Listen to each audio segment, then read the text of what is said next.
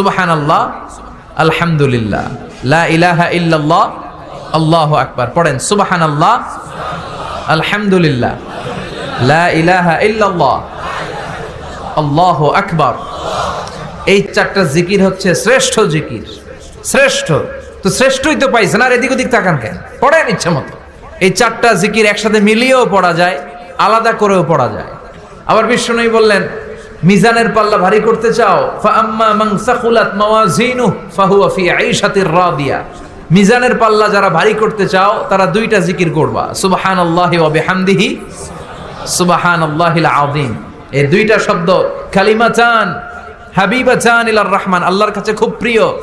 সাকিলাতানি feel Lisan, এই জিহ্বার মধ্যে এই শব্দ দুইটা উচ্চারণে খুব সহজ, খুব পাতলা। সাকিলাতানি ফিল মিজান, কিন্তু এই শব্দ দুইটা মিজানের পাল্লায় রেখে দিলে অনেক ওজন হয়ে যাবে। সুবহানাল্লাহি বিহামদিহি, সুবহানাল্লাহিল আযীম। পড়তে রাজি আছেন তো? প্রত্যেক ফরজ সালাতের পর আয়াতুল কুরসি পড়বেন। কি পড়বেন? মুখস্থ আছে না? এটা পড়ে ফু দিলে কোনো জিন পড়ি, ব্ল্যাক ম্যাজিক কোনো কিছু আপনারা ধরতে পারবে না। বিষ্ণু বলেন, মান কারা আয়াতুল কুরসি দুবুরা কুল্লি সালাতিন মাকতুবা লাম ইয়ামনাহু মিন দুখুলিল জান্নাতি ইল্লাল মাউত। প্রত্যেক ফরজ সালাতের পরে কেউ যদি আয়াতুল কুরসি পড়ে, তার জান্নাতে ঢোকার ব্যাপারে আর কোনো বাধা নিষেধ থাকে না। একটা জিনিস ছাড়া, সুবহানাল্লাহ, আরেকটু পরে কোন একটা জিনিস ছাড়া, ইল্লাল মাউত, সেটা হচ্ছে মৃত্যু। লোকটা মরে না তাই জান্নাতে যায় না, মরলেই জান্নাতি। এবার সুবহানাল্লাহ। তাহলে প্রত্যেক ফরজ সালাতের পরে আয়াতুল কুরসির দরকার আছে না নাই? প্রত্যেক ফরজ সালাতের পরে সালাম ফিরিয়ে আওয়াজ করে পড়বেন আল্লাহু আকবার। 3 বার পড়বেন আস্তাগফিরুল্লাহ, আস্তাগফিরুল্লাহ, আস্তাগফিরুল্লাহ।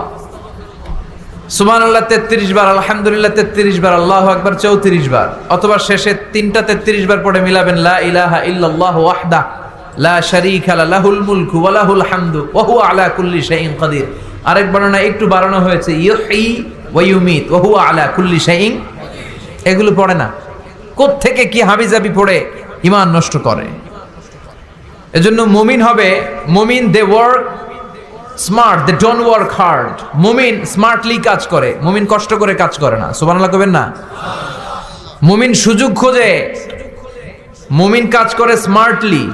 দে don't work hard, they work smart. They work smart, তারা স্মার্টলি কাজ করে। কাবা ঘরের 4টা কর্নার আছে। একটা কর্নারের নাম হচ্ছে রুকনুল হাজারিল আসওয়াদ, এটার নাম হচ্ছে ব্ল্যাক স্টোন কর্নার, যেখানে হাজরা আসওয়াদের পাথর আছে। এই পাথরটাতে চুমু দিলে জীবনের গুনাহ সব মাফ করে দেয় কে? আল্লাহ। এটা জান্নাতি পাথর। কিয়ামতের দিন এই পাথরকে আল্লাহ একটা জিহ্বা দিবে, ঠোঁট দিবে, 2টা চোখ দিবে। আর কিয়ামতের দিন আল্লাহর সামনে দাঁড়িয়ে এসে সাক্ষ্য দিবে যে আল্লাহ তোমার এই বান্দা আমারে চুমু দিয়েছিল, এ দিয়েছিল, এ দিয়েছিল, এদের সবাইকে মাফ করে দাও। তো হাজরা আসওয়াদের কর্নার আর কাবা ঘরের যে স্বর্ণ দিয়ে খচিত দরজা, এই হাজরা আসওয়াদের কর্নার আর দরজার মাঝখানে ছোট্ট একটু জায়গা, এটারে আরবিতে বলে মুলতাজাম। আমার সাথে সাথে পড়েন, এটারে আরবিতে কি বলে? ইলতাজামা ইয়ালতাজিমু ইলতিজামান। মুলতাজিম, মুলতাজাম মানে হচ্ছে যেটার সাথে লেগে থাকা হয় সব সময়। সাহাবারা এই জায়গাটার সাথে লেগে থাকতেন, পেট লাগিয়ে, গাল লাগিয়ে, চোখ লাগিয়ে, মুখ লাগিয়ে কাঁদতেন আর দোয়া করতেন। আর এই জায়গায় পেট লাগিয়ে, শরীর লাগিয়ে দোয়া করলে ওই দোয়া আল্লাহ ফিরিয়ে দেয় না।